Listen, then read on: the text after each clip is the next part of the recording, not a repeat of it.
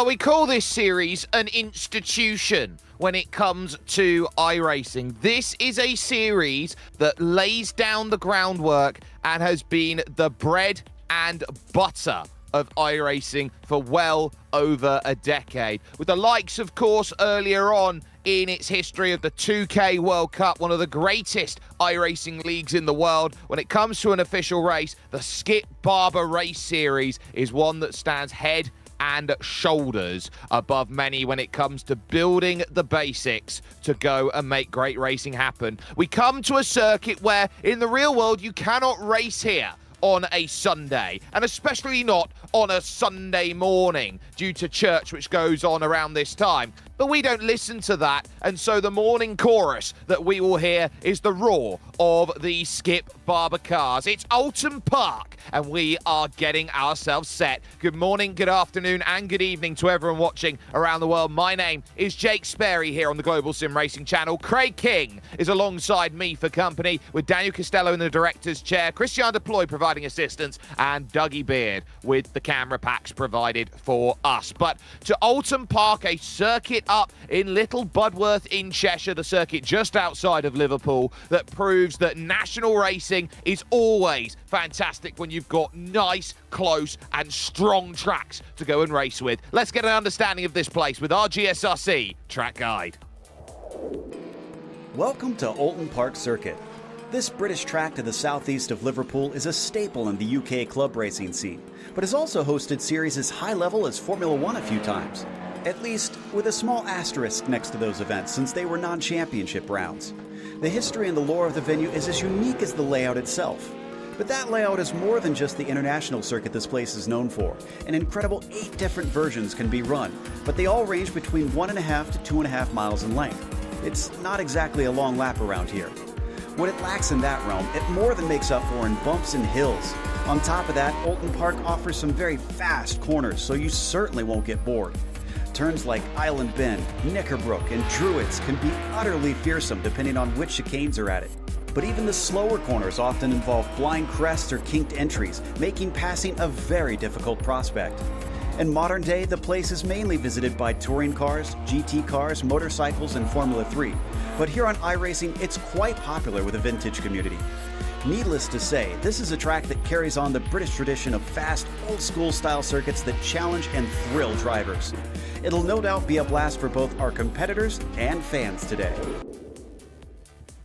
A circuit which proves that you've got to be at your best when you're battling. The international layout is the one that we are running here today at Oulton Park, which means we're using all of the circuit. The run to the Shell Oils corner and then over the top of the hill towards Knickerbrook. This is going to be one where positioning is going to play a vital factor, and one where you're going to look around, Craig, and say it's that final lap of the race which is going to decide winner or loser, podium or not.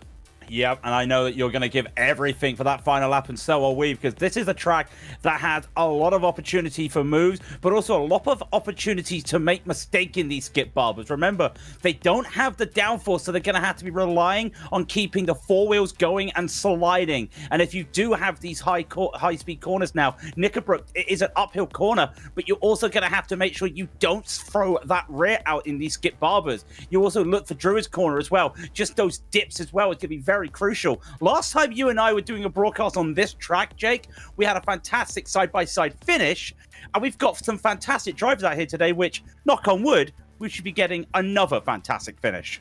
Strength of field here today, 6,200 out there, and it is one of the strongest fields that we have seen in a very long time. We have got great drivers here looking to race, and of course the field split here today. So the top and the bottom are going to be a little bit different, as we got 2 different runs. But this is, of course, a brand new championship here to us with the Global SimRacing Channel, but it's one with a format that we all understand very, very effectively. This is a 12-round championship. It's iRacing official. You've got 14 laps worth of racing to go and play with, but there are a few key issues out there. You've got the open setup, so you can tinker a little bit with how you want the car to react. There's not much that you can do, but there's enough. But on top of it, you do get a spare car in this series, so if you do have an issue on the opening laps of the race, you can jump in the spare car and continue on your racing challenge. It's a standing start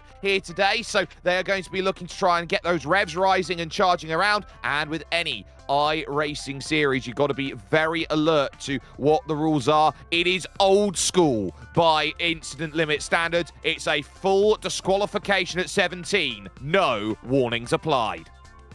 No, and these are the cars that a lot of people use to cut their teeth on. One of the cars I started on the series, the Skip Barber Racing School cars.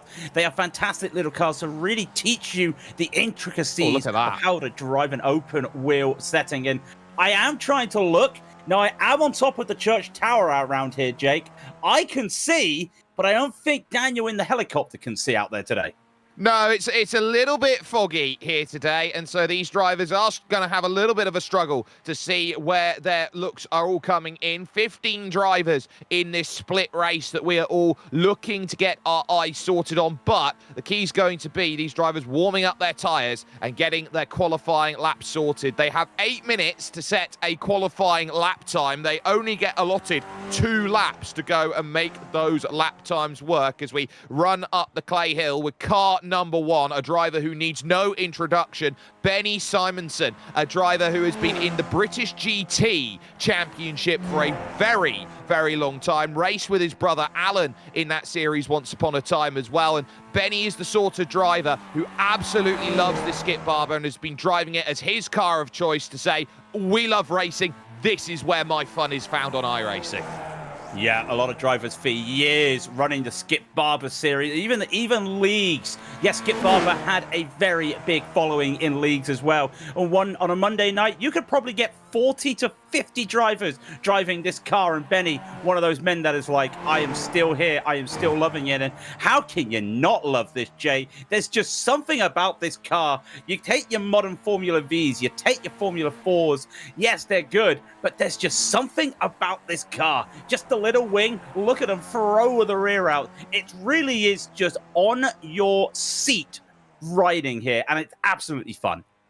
Sam Devontier then looking to get a start with the number 2 car out there at the moment, running through at Old Hall Corner, which opens up the start of this lap. And you've got to really throw the car in and hope it sticks on the exit, because as you run down the avenue through the flick of turn 2 and through the cascades at turn number 3, you are looking at trying to just carry the speed, 132 kilometers an hour. And now you take the lakeside run here over through towards turn number 4 and the banks turn 5, Shell Oil's corner. That corner there is going to be one that you've got to keep an eye out on. So you pivot over to the right, 167 kilometers an hour on the brakes, trying to get the car to pivot in. Running about second groove there was Devontier through the middle of the corner, diamonding off the exit to now climb the crest as they take the hilltop rise over towards Knickerbrook Corner. They'll go over the hill, he'll go over, and up he goes. And it's a little bit blind, but you come down. Normally you start to look for your braking markers here. There's no braking markers out here today.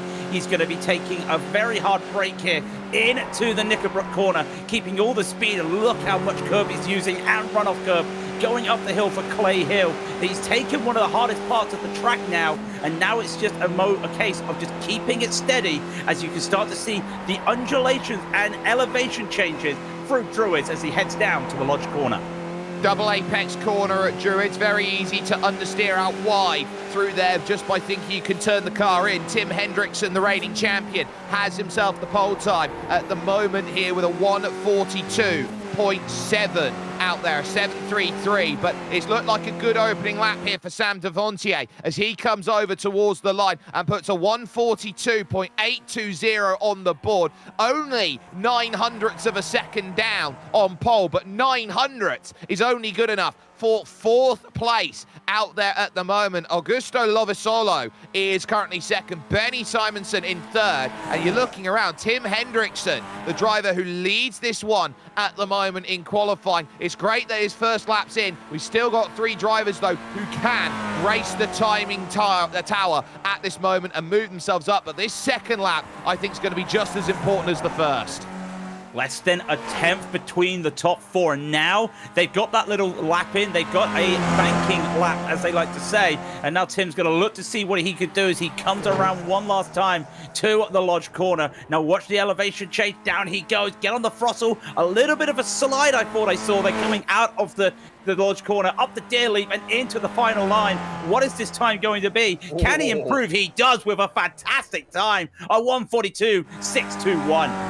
Must need, but Brian Kelly from nowhere has gone quickest on a 42.5, so that definitely raises the bar a little bit further. Osbeck's gone over then and has gone forward, but Benny Simonson has got himself the pole with a 42.3 second lap out there. A lot of drivers will be looking around to improve. Lovisolo will only manage 5th position and will not improve on his lap time. The likes of Neil Gardner, for example, trying to get the number 4 car over the line and stays on a 42.9, but jumps the position over Chinoeth over to get into 8th position. So the changes there. Daniel Atuga is out there. Devontier goes to the front row on a 42.5, but now it's down to just Daniel Atuga, you'd feel, to try and find some improvements. Jerne Zorach is also out there trying to improve. They're the only 2 drivers who can. Yeah, but I think there was a lot of a slide. I thought I saw a lock up there on Otuga. It's not going to be a fast time. It's a 42.842, sorry. It puts him up to 7th. What could have been, though, had he not had that slide? Probably could have got another couple positions. The last driver will be Jerne Zorach, who is going to be that driver who hopes that he can move off the bottom. He hasn't set a representative time with the bright green rims that he's got, giving him guidance here through the foggy conditions set at Oulton Park International. No chicanes here today. Zorach up towards the line, a 43.2. That's good enough for 14th position. He will jump Yannick Moral for that place, and so this field is officially set with a minute to go here in qualifying. So we can say officially that your first pole of the season is the way of car number 1, and that, of course, will be Benny Simonsen. 14 laps doesn't sound like much here today, Craig, just before we head towards the grid, but those 14 laps here today I think is going to be important, because you're going to have to break it down into, I would say, chunks of 5, 5 and 4. Yeah, you got to break it down, and you want to take that first chunk to get yourself sorted, get yourself in the right position. That second chunk, stay together in the pack, because that straight from the Shell Oils corner to Knickerbrook, it's a straight line. You're going to see a lot of drafting there, possibly some people hustling and jostling like a peloton. They'll look for some overtakes there, and then that final 4 laps, that's when you want to push. Think of it like speedway racing in NASCAR. You wait for that final opportunity. That's what they'll be waiting for. They certainly will do. Let's get the grid up then for you, ladies and gentlemen, and see where everybody has stacked up with their qualifying effort. It is car numbers 1 and 2 in positions 1 and 2. A combined 19,000 iRating between your front row drivers. Benny Simonsen and Sam Devontier are on that front row. It is then Brian Kelly in 3rd with Tim Hendrickson, who lines up in P4, the reigning champion. Adam Tompkins had a good second lap to his qualifying. He'll start 5th with Augusto Lovasolo in 6th position, with Daniel Atuga and Paul Smithurst there in 8th position. It's then Dennis Johansson 9th and Jeff Randall rounding out the top 10. With such a small field, we're going to flip over the page and just get 15 out of the way for you, as Neil Gardner in the number 4 car's got work to do in 11th, and so too for Ryan Chinoeth, who's got to go from 12th. It's then Joachim Oshbeck, who is 13th, along with Jerne Zorach in 14th, and the final row of the grid is housed out by Yannick Moral on a 143.5. The number 11 car having to do work here from the back of the field, but this is going to be a field today that looks to try and find its patience. I think with a field of 15, it's going to be difficult to see a split happening, but if a split does happen, drivers who are going to be formed a little bit further back aren't going to have the numbers to claw their way back through the field. A difference of 1.2 seconds between top and bottom here today in qualifying, around a lap which needed all of the patience needed to get the lap time sorted together. Look at the trees in the background as well. It's worth talking about the weather here. It is very blustery coming in from the southwest here at 25 kilometers an hour, so they are going to have to be cautious about that. But lights on and lights out, and we are underway here at Oulton Park. A great start by Simonsen. They fall into line through the front 6, but 7th position wants to challenge as they head themselves into Old Hall Corner and look for that move. That's going to be Atuga then, who's going to try and get past Lovasolo and not going to quite get it. The run down the hill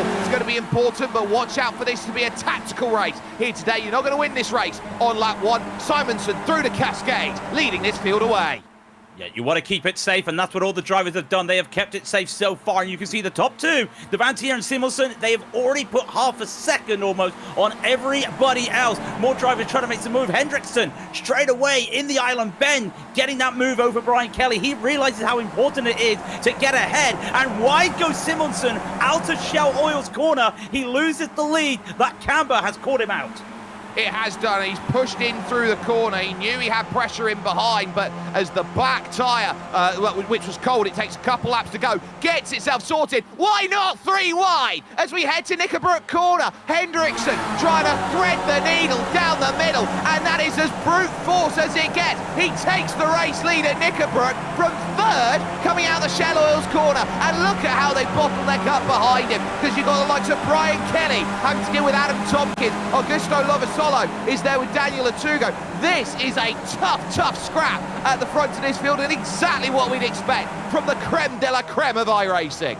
This is why these are some of the best Skip Barber drivers in the sim. And you see Lovisolo still trying to get some moves. He wants that move on Tompkins. He's going to go in. He doesn't want to overdo it. He doesn't want to take out Brian Kelly. He does not. They'll go side by side going up the hill, but the inside still belongs to Lovisolo. So I don't think Tompkins has got this. He gets a slipstream though. He's able to hold on. And now Augusto is out of that train. It's going to be tough. He's going to take one more send again. He tries. He gets it done. But at the front, the Vantier is still trying to make some moves. Yeah, and there was 2 bits of contact there as he went through to Lovasolo with the front tyre of Adam Tompkins, that front right tyre, and he had to be so careful about the room he's given. And look at how he just throws it back off the exit of the corner. They can't afford to run wide here too much around Oulton Park. It's got some of the most stringent track limits on the iRacing platform, this place. And so again, off the road, there goes Lovasolo to the grass and trying to keep himself out of the way, and he just about manages it. All 15, by the way, are still in this lead group and together. There's been no separation, but Hendrickson now has himself a gap of 0.7 of a second. It's up to Simonson and Devontier and the group now to work together to keep Hendrickson close and within range. It's a very good drafting car, this, but up over the top of the hill as they head themselves to Knickerbrook, fall into line. Dennis Johansson now making great progress. Great move from Johansson, using that slipstream to his advantage. Augusto Lovisolo, he is in 10th. He's still in the pack, but it's going to be very tough for him. As you see, Devante is still looking to just wait for the opportunity. It's so tough in these final corners to really look for a chance, just due to the way the hill goes. He's just having to wait for a moment here. Look out the Lodge. He might be able to get a run after that. After that, it's just a wait for the corner, and 3 wide in the background. Neil Gardner, there's the contact. Round he's going to go. He collects Randall, and now they all jump. Joachim Oshbeck also turned around as well, and Yannick Moral's caught. 4 cars off the back. Chenoweth's caught as well, and so big dramas at the back, and it's so easy to do going through. There's the damage for Chenoweth. Crucially, he's going to drag that car sparking into the pits, take his fast repair, and get back out again. I'll tell you who got the best of that, though. Lovisolo managed to stay alive because he's right behind these guys. You see Otoga trying to battle with Tompkins, and Smithhurst right in the background as well will go on to the hoop cam for Daniel, and you can just start to see what he sees. He sees a lot of fog. He sees a lot of mist out there. It's dark, but he also sees 6 Skip Barbers trying to make their way around. Yeah, and you've got to try and jump through the train here in a race like this. You can't afford to be at the back forever. If you do, you condemn yourself there. So you have to work 1 car at a time up the group to find the places. And Atuga here on the back probably has one of the best seats in the house. The only one who's got one better is Paul Smithers behind him in 8th place as they go nose to tail to Knickerbrook, the prime place today to get a move done. But Hendrickson leads on the front of this group, and these drivers behind just want to play the game of waiting. We take this look. Take a look at the suspension work that's being done here by Tim Hendrickson, having to deal with all of the bumps here around this Oulton Park circuit and getting all of that to see behind. You can sense that it's always there from Benny Simonson, that he wants to be in the catbird seat. Best place to be is always P2 in a car that drafts so brilliantly like this. There's a move down the inside behind. Brian Kelly's going to lose out. Dennis Johansson now up to 4th. Yeah, great move from Johansson. He really caught him off, and almost a tap there. Kelly almost had a rear ender from the number 7 of Tompkins, but they keep it going. And if you notice how Hendrickson had such a commanding lead last lap, the moment they came to that straight to Hilltop, it was gone. And you see Simonson is realizing that right now. He knows there's no need to be too aggressive right now. They haven't even hit the halfway stage yet, Jake. There is still so much to play for. Yeah, they'll probably be looking at this and say at the end of the next lap that they deal with, they've got that 1/3 stage and that first block out of the way. Yannick Morale, by comparison, though, is down in the pits. He got the black and orange mechanical flag, which indicates he had to come in and serve his damage. He'd have had 4 laps to serve that before getting back out again, so he took it on the second lap available opportunity. That will drop him down to 14th position, a 9-second advantage over Ryan Chenoeth down there at the back. Atuga now having to look around because he's starting to think about, can I be aggressive? He's through on Adam Tompkins, but look out for the race lead because Simonson goes to the outside of Tim Hendrickson, trying to get this move sorted at Knickerbrook. The inside is Tim's, but the pinch is there through the middle of the corner. Simonson, now your new race leader. Here comes the look up the hill from Devontae and Johansson. 2 wide, 2 deep to Druids. The Animals do go in 2x2, and so do the Skip Barbers as they come into Druid, and they hold it 2x2. Brilliant driving from Simonson, from Hendrickson, from Johansson, and from Devantia. They are holding his end. Brian Kelly doesn't know where to look. He's just waiting. And as they come to the launch corner, they're gonna thick it 2x2, and they just make a couple mistakes. And Hendrickson keeps that lead from Simonson. Not yet. But not yet. The overlap is still there, Jake. Yeah, Old Hall corner is going to be important here for Benny Simonson on the outside. Hendrickson almost interlocks his wheels as he goes through the opening section. They're giving each other nothing. They bump off the exit. Johansson moves to the outside, looking for the race lead, and they shuffle across. The domino effect into play at the Cascade. Simonson on the inside gives the shot to the outside to Hendrickson. He shuffles out, but that gives Johansson the look now to go through. They're 2 wide and 4 deep as they head themselves over to the Shell Oils corner once again. And now Dennis Johansson, who was 9th starting this race, is your new race leader. Something has to give sometime, and I think Johansson may have gone a bit too deep. He's off the camber. They're gonna stay 2x2, and almost 2 in the back as well. And this is another lap of these cars going side by side. But now it's Johansson and Simonson. They've gone a little bit spread. There's no chance for a free wide. They're gonna look for it, Jake. They can't. Who's gonna be the first of the late breakers into Knickerbook? Brian Kelly shut the door on Daniel Atuga going into that section. Did not want 3 wide for anything out there. And again, they hold. They've got Lovasolo now back on the group. It's 9 at the front. And Simonson again against Johansson. Tries to make that push and take the inside at the Druids corner. Is there going to be that launch off of the exit? We look with Atuga as he stares down Brian Kelly in the number 10 machine. But Hendrickson puts 2 in the grass. Tries to throw it 3 wide, trying to get opportunistic, and he's like a terrier, is Tim Hendrickson. He just nips at the heels, and tries to steal every single time he can get, because now he'll look for the race lead on the inside. He was trying to force the issue. He put his nose there. The spotter would have said 3 wide to those cars. They had to give the respect. And giving that respect forced them off the racing line right in for Hendrickson. He's still got a little bit of overlap there on Benny, and he's going to look to try and do this around the outside of Cascade. Very tough to do this around the outside. You know how tough it is, Jake, but he's held it, and they're still side by side. These are the creme de la creme. This is an iRacing moment. This is sensational stuff between them, but look at how much time they're losing as they go side by side. Simonson, that last lap, a 44.8. Jerne Zorec, who's off the back of this group, did a 42.9. They lost 2 seconds on that last lap to drivers, and they know that they can battle, but they are allowing everybody back in because they're so intent on battling at the front of this field. The good news for them is they've got such a narrow circuit here today at Oulton Park that it is just such a bottleneck. You can't find a way through, and they're having to be so patient here. On lap 6, Hendrickson again at the inside at Knickerbrook. Simonson again around the outside of Knickerbrook and up to the clay hill. Oh, they almost locked front to rear wheel. That could have been disastrous between them, but it shows how fine the margins they race. They trust each other implicitly with their races, and again they go at Druid with nothing but a piece of paper that you could fit between them, and Johansson still desperate to try and find a search. I wonder if we'll see some bump drafting to try and just clear it and give a little bit of space out there. There's no reprieve. No reprieve, and in fact, this is actually bumping everybody up. In Johansson almost goes around and saves the car. He had a little bit of a bump on the back there, what looked like Simonson's car, and you see 2x2 behind as Kelly and Devantia is still going. Kelly sent it into P3. He wants that over Simonson. Wide goes Simonson as well. Johansson's just there. They've still got that overlap, but after 3 laps, Jake, the leaders are finally single file, and in the background, they're still 2 abreast.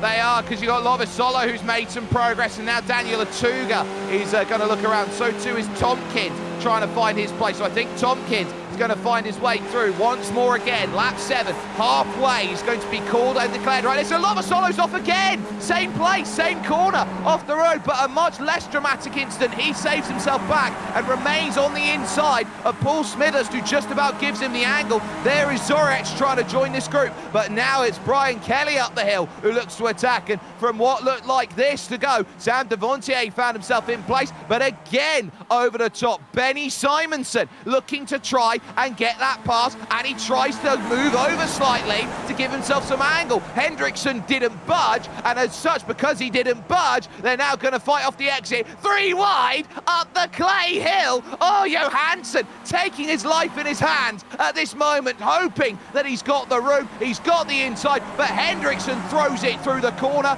and threads the needle to lead. He's the needle in the haystack. A good run from Johansson. You could tell the last 2 laps he was trying to make that move stick. It did not work. I do see a little bit of damage on the wing of Simonson. That's not going to affect him too much. They don't need the wing here. They just need all the horsepower they can get. And Hendrickson can breathe, or can he? Because the outside goes Johansson once again as they go to Old Hall. Another bit of wheel banging, and he keeps it stuck together. They are still battling hard, and still behind them. Look at the 2x2 behind them.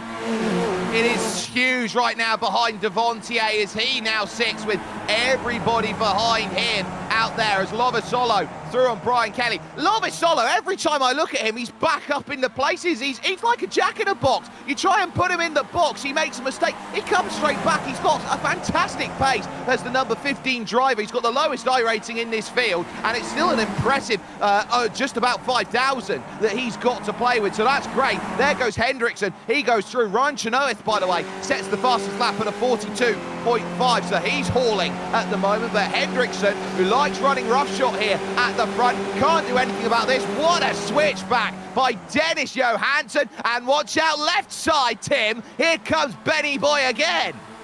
Can Benny try and make this around the outside? It would be a move. He decided against it. He's going to do the over-under. He said, I like this 3 wide, but can I go on the other side this time? And that's what he's done. And now they're 3 wide, but in different order. And almost running the grass, and the number 10 of Brian Kelly's on the grass in the background. These 3 are still 3 wide, and through into Druids they go. And Hendrickson somehow cannot hold that lead. Johansson once again has it. But again, Jake, say it. Stop me if I've said it again. They are still side by side. Well, they can't close a single move off. They're just so aggressive on the outside. Finally, it gets closed by Dennis Johansson, who will take a lap lead at the front. But Benny Simonson now takes the advantage of the wide line by Tim Hendrickson. He'll have the inside now at Old Hall Corner as he looks to try and pivot for that overtake. The wheels sliding out a bit. Zorech with the fastest lap of the race. He joins the party now and says it is a 10-pack challenge. Neil Gardner is only 6 seconds off of this. He still has a chance to pick up a top 10 or more as they go through 1, 2, 3 and 4. And why don't you fan out behind in 5th? Because you got Brian Kelly there, and now Devontier shuffled down with Daniel Atuga. This for 6th and 7th now. Yeah, Brian Kelly looking for a move, and he just can't get it going. Lovisolo almost going on the grass for a 3rd time, but they're 2 wide in the background. Lovisolo, Kelly, Devantia, and Otoga, they are still trying to just find some way through. They get together, they go back to the single file, and if they get back to the single file, what happens at the front, Jake? The front 2 decide they want to go side by side again. Well, they could work together and try and break away, but I think they realise how powerful the draft is. They can't just break, so they have to try and fight. Hendrickson retains the front of the field. Lovisolo now up to 4th, through on Brian Kelly. He's been a tour de force in this race as Lovisolo. He's been up, he's been down, he's been all around, he's making it, and it's side by side now for 5th position as Atuga finds himself on the outside of Brian Kelly, and again for the lead. Dennis Johansson and Tim Hendrickson. You can't separate these front three. It's been them in every single order, in every single corner, at every single point, and they'll have 5 laps to go. So it comes to like huge lock-up by Johansson. That will drop him 1, 2, maybe 3 down the dip and up. Down the dip, and who capitalizes from that? Augusto Lovisolo. He's up into P3. That is the recovery drive of recovery drives. Even if there is 15 cars out there, he still had to make sure he was going, and he is really harassing these drivers. They're probably wondering who this guy is. He's the number 15 car. He shouldn't be up here with us, surely. He is showing his worth, he's showing his pace, and most of all, he is showing his racecraft in this tight field. Well, call him Rocky Balboa because the Italian stallion is absolutely flying in 3rd position here. He has done everything right to get himself back into play. Yannick Morel now with the fastest lap, but for the first time, they all bunch up and go single file through the Shell Oil's corner. A little bit of calm, a little bit of decorum for the first time in this race through there, and they bottlenecked up. There was a couple of apologies there. Sam Devontier, I think, had a massive bottleneck of Atuga and Tompkins behind, so put the apology in the chat. But over the top of the hill, you just get such a run with no chicanes, for example, as you have to go through that Hislop chicane not there, and so you get this big overtaking opportunity at Knickerbrook Corner, which is such a huge right-hander to go and make it. Simonson now your leader, and here comes Lovisolo on the outside, and now here comes Johansson trying to find a gap that doesn't exist. And also Brian Kelly was looking for a move as well in the background. He can't make it stick. He thought he could put his nose in. He could not. But Lovisolo's up to 2nd position now, and he really is starting to just tighten the screw, and the pressure is starting to go as they come through this corner. There'll be just 4 laps to go out there, and still behind them, they're still jostling for the position. The grass getting kicked up, the dirt getting kicked up. They're going to have to be careful they don't lose traction out there later in the race. But even still, when you look behind, Simonson may have the fastest lap. He's lost that once again. Now they're going single file. They are trading these fast laps.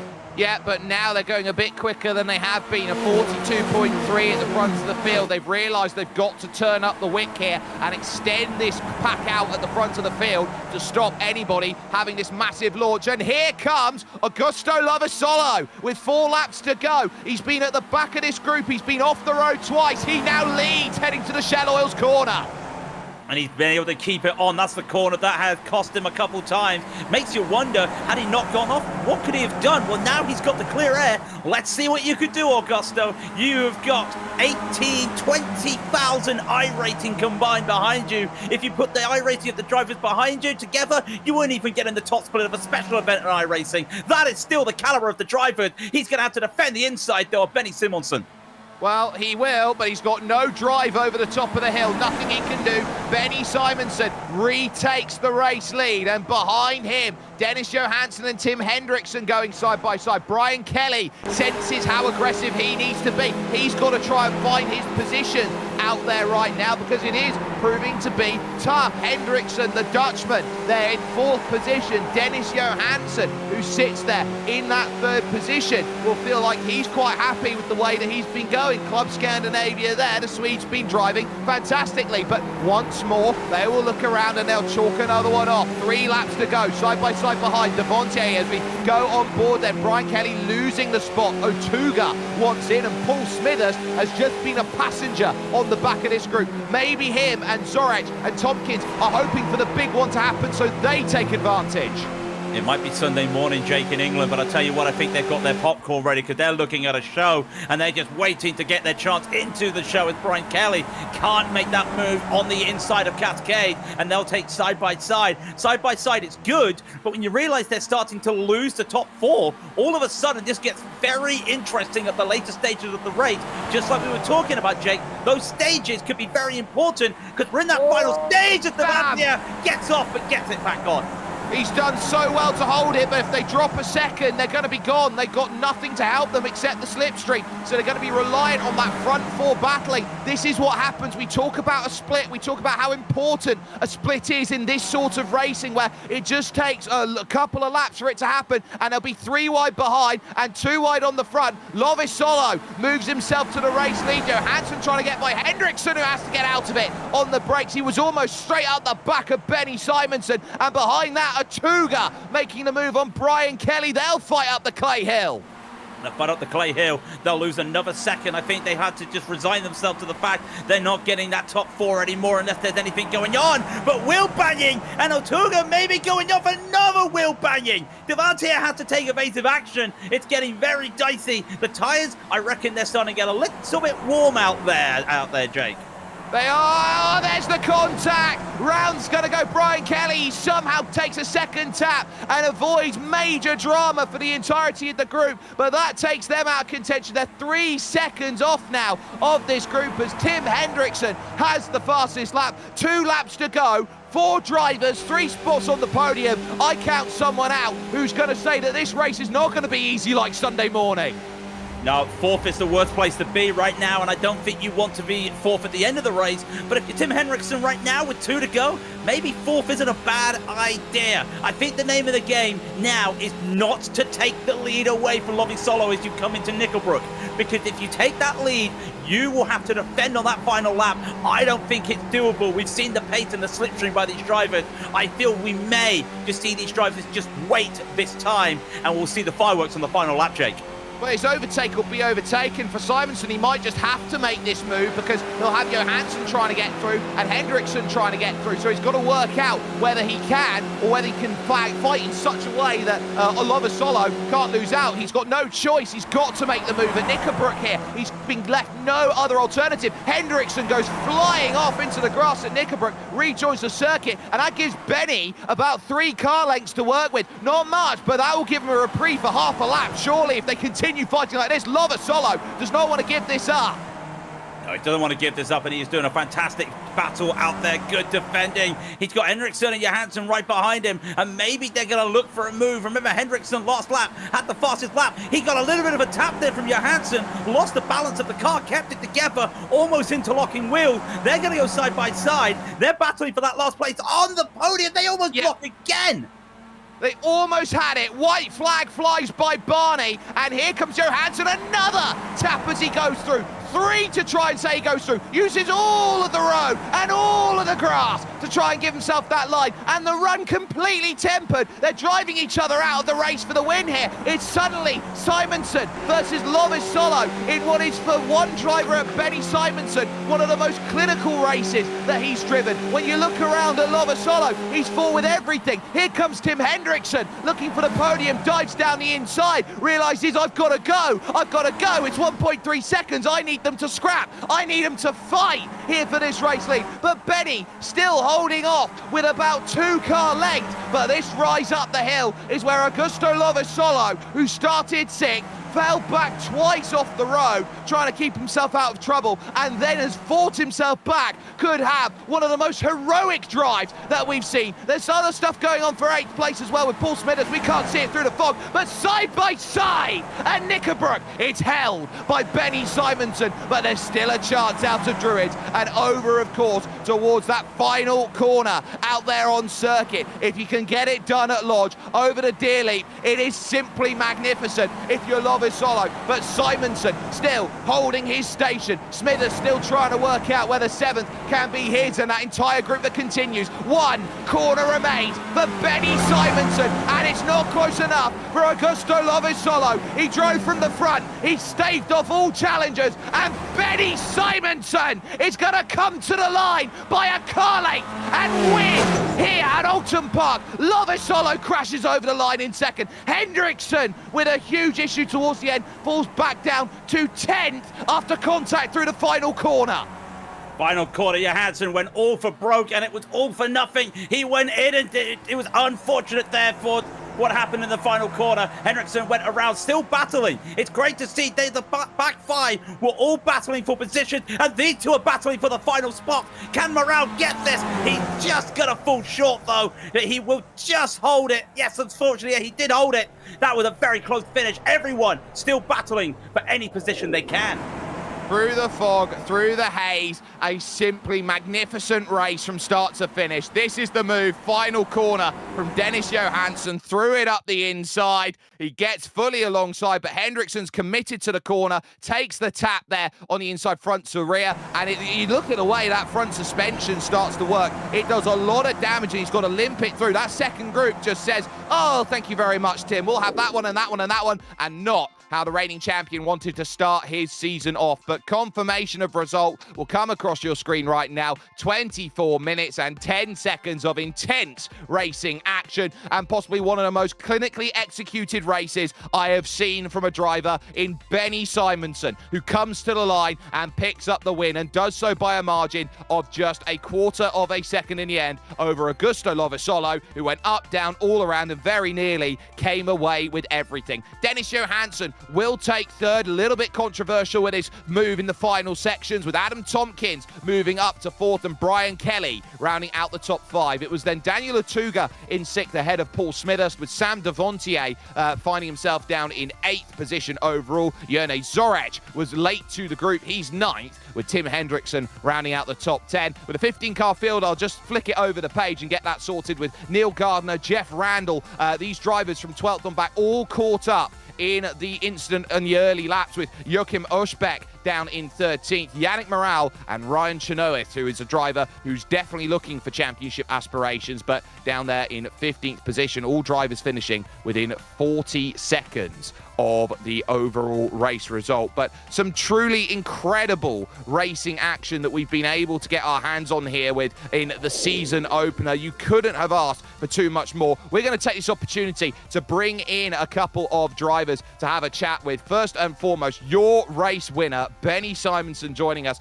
Benny, simply put, that is going to be one of the most clinically executed races that you had to deal with. That was from start to finish. Look front, look back, look sideways. You had to have your eyes pretty much in 360 view.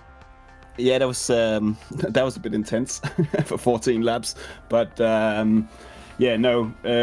really good racing. Obviously been fighting for every single corner for 14 laps, so it was bit of tactics to it as well, obviously trying to keep your nose clean and be there at the right time, obviously with the draft. So but yeah, very, very enjoyable race.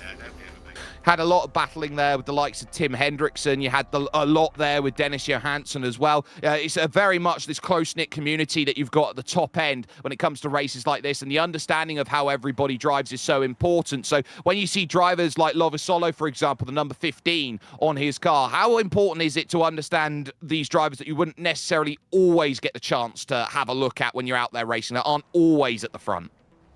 Yeah, I mean, to be fair, I think the top 25 drivers, probably not everybody was in the top split, but everybody pretty much know everybody, the style of driving in this car. But yeah, all different styles. There's obviously some are more aggressive than other, and that also means of depending on who you want to give the toe to, if they fight behind, you might get away and stuff like that. So obviously a little bit play into your mind as well. You've got a star-studded career when it comes to the real world. I know that you jump in here with the action that you deal with, and it's certainly a lot of fun for you. But in terms of this second round, you walk out of today with the championship lead. You'll be walking into next Sunday on the 20 on that next run as you go through on the 30th at Road Atlanta. Do you feel that's going to be very similar to the action that we've seen here today at Oulton Park? I think it'll be very similar. Road Atlanta will have a bigger draft, so it's probably one of those races where you don't want to lead the last lap. Unfortunately, I can't make the next one. I'm going to have to miss 6 out of the 12, I think, clashing. So, but yeah, I think most of the tracks is draft dependent. But I think Road Atlanta will be a lot more swapping. Sounds to me, Benny, like you need a sim rig in your grid position or in your pit box, wherever you find yourself. So I think that might be something we can try and work out on there. But floor is yours, Benny, for a fantastic race victory here today at Oulton Park. Thank you very much. Thank you. No worries. Benny Simonsen joining us here today. A race victory for him to sort out. Well, I think I might just dragged him at the wrong time. Oops. But yeah, Benny Simonsen there joining us then, and having a wonderful result then for his action that he's gone through. Craig, simply a fantastic season that we are getting ourselves geared up for. And if that's anything to go by in terms of what everyone's hoping for, the next question is going to be, what's next? And our eyes will turn our attention to Road Atlanta. Yeah, Road Atlanta, and it gives a similar, as you were saying, a similar way of driving around here, because you've got that long straight that really just opens up overtaking opportunity. You've got the mini straight as well, right before 6 and 7. That's going to look for some great things. And going down the S's, there is space to go too wide. Everyone will be saying a couple Hail Marys when they go down there to hope they don't go side by side. But if you've ever seen the Mazda MX-5s in the real world, that slipstream battle down the back, you'll be seeing a lot of that in those skippies. And when you look at the schedule for the rest of the season, if you keep watching every Sunday, you'll see that we're going to be getting more and more of that, and I can't wait to watch it. I can't either, and you can only catch that with us here on the Global SimRacing Channel, as well as some of our other fantastic shows which are coming up over the course of these mega weekends that we have. Of course, you've got Classic Lotus Grand Prix. That'll be later on today at 16:30 UTC, 11:30 Eastern over at Road America. You want to jump in and keep your eyes on that, and you've got the likes, of course, of some amazing action coming up over the week with the likes, of course, of the Porsche Owners Club, Grand Prix Legends, and IMSA Vintage, which will be coming along from Willow Springs. So there's a lot that you can watch with us here at the Global Sim Racing Channel. This has been a Genesis Extreme production that has brought itself over to you from everybody at the team here today, from Craig King, from Christian Deploy, from Daniel Costello, and from Dougie Beard. My name is Jake Sperry. When it comes to building a season, you need to start with your best foot forward, and it was perfect for Benny Simonson as he put together the result that gets him everything that he needs, which is to put himself P1, but he knows he's running a reduced schedule, so it's about everybody behind who is looking at the points they scored. Lovisolo will be the one who will be the most happy with how aggressive he was, the pace he showed, but there will be drivers looking for a little bit more, like Tim Hendrickson, for example, who felt a little bit out of place after what happened on the final corner. We'll move over to Brazelton, Georgia, though, in 7 days, when we see you next at Road Atlanta.